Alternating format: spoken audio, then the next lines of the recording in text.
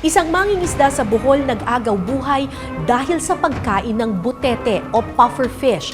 Gaano nga ba kadelikado ang pagkain ng isdang ito at ano ang posibleng epekto nito sa ating katawan? Sa unang tingin, tila ordinaryong isda lang.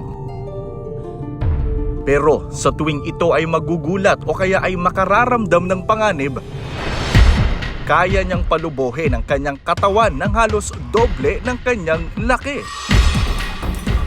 Nakatutuwa man kung sila ay titignan pero nagtataglay sila ng lasong kayang pumatay ng tao.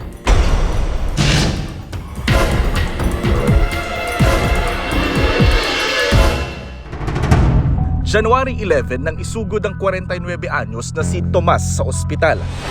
Kwento ng anak niyang si Sandra, umuwi raw ang kanyang amang nanghihina.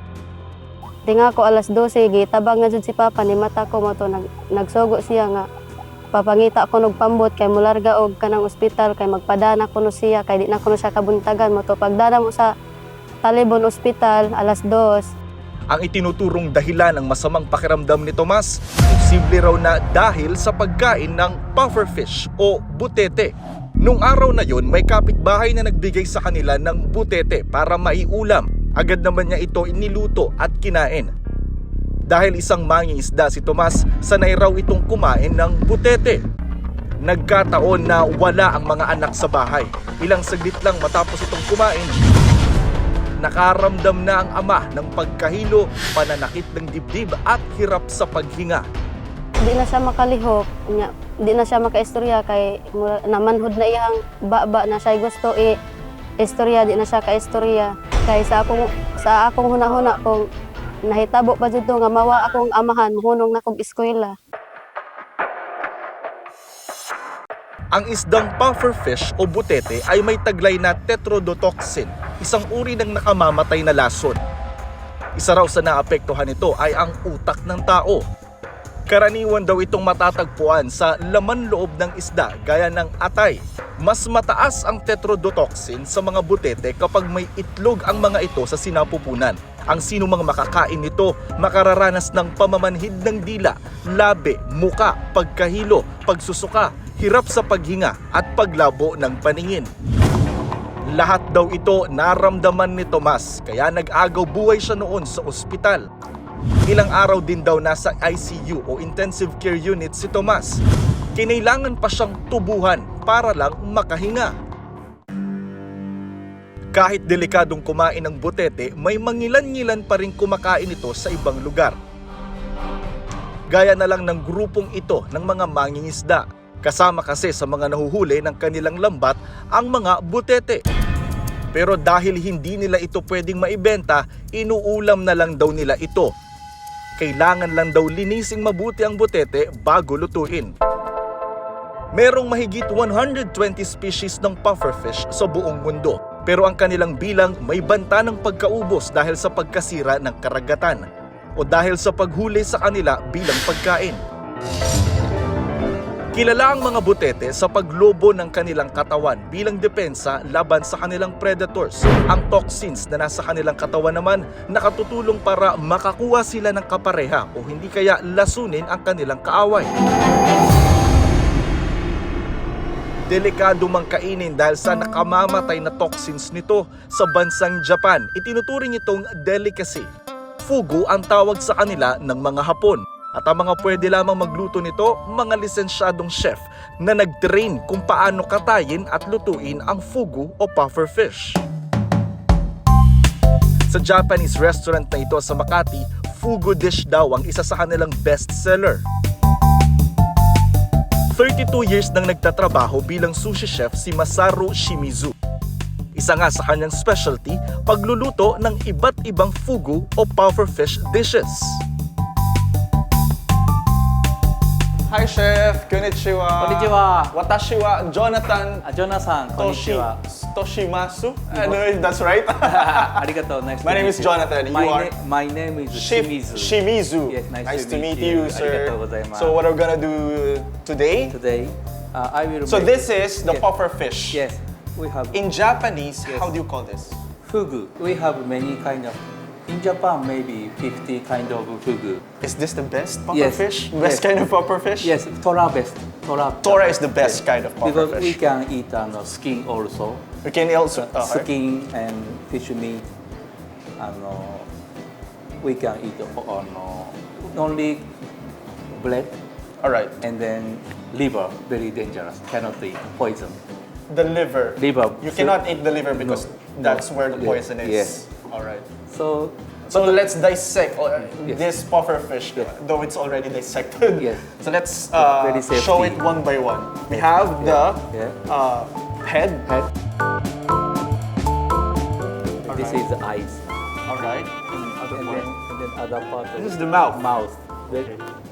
So it's delivered just like this. Yes, and then with the box, like permit, already safety, and then I import.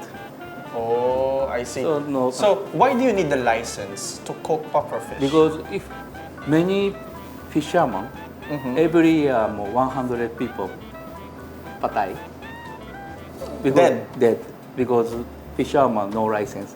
Noong World War II, dahil sa gutom, maraming Hapon ang kumain ng puffer fish sa Japan na dahilan ng pagkamatay ng marami sa kanila.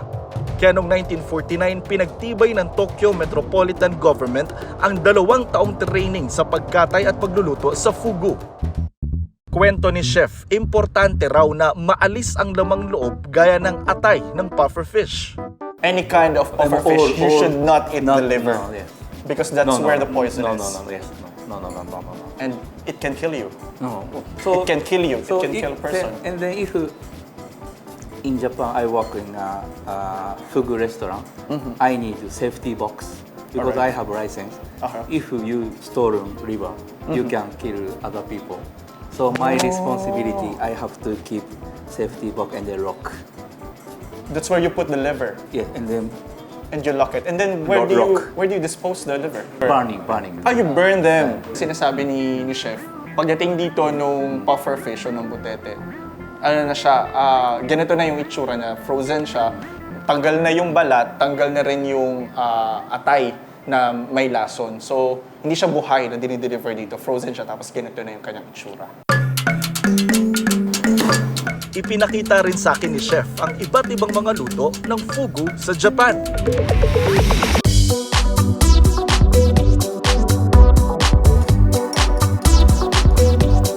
Isa na rito ang fugu sashimi na gawa sa laman ng puffer fish. Sa halagang 1,000 pesos, pwede na itong matikman.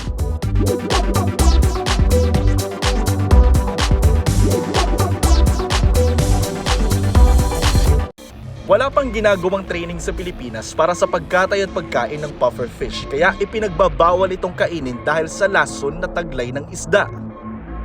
Meron tayong batas na governing yung yung pagkain, paghuli ng puffer fish, yung Fisheries Administrative Order 249 na kung saan ipinagbabawal ang pagbebenta. Sa bisa kasi ng Fisheries Administrative Order 249, isa itong batas na nagbabawal sa pagbebenta, pag-distribute ng puffer fish, maging sariwa man siya or process. Ipinagbabawal ito ng ating FAO, yung 249. Katulad ng puffer fish, may mga kababayan tayo na parang sinasabi nila, kakayanin ng katawan nila. Pero hindi natin ito talaga sinusuportahan. Dahil talagang proven and tested ng science na ang puffer fish ay nakakalason dahil nagtataglay ito ng isang lason na kung tawagin ay tetrodotoxin. Matapos ang 9 na araw na pakikipagbuno kay kamatayan, nakalabas na rin ng ospital si Tomas noong January 20. Mabuti na lang daw at kinaya ng kanyang katawang labanan ng lason ng butete.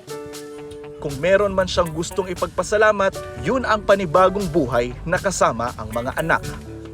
Salamat ko sa anay katasan nga gihatag pakugta sa kinabuhi. Og sa mga doktor nga nag-alaga sa akin. Yung mga kaibigan ko. Bukod sa may banta sila ng pagkaubos, lubhang delikadong kainin ang mga puffer fish o butete, lalo kung hindi ito naihandang mabuti. Kaya sa mga kababayan nating nakatatagpo nito sa kanilang komunidad, huwag nang ipakipagsapalaran at ibuwis ang inyong buhay sa pansamantalang lamang tiyan. Ako si Jonathan Andal, kasama sa iisang brigada.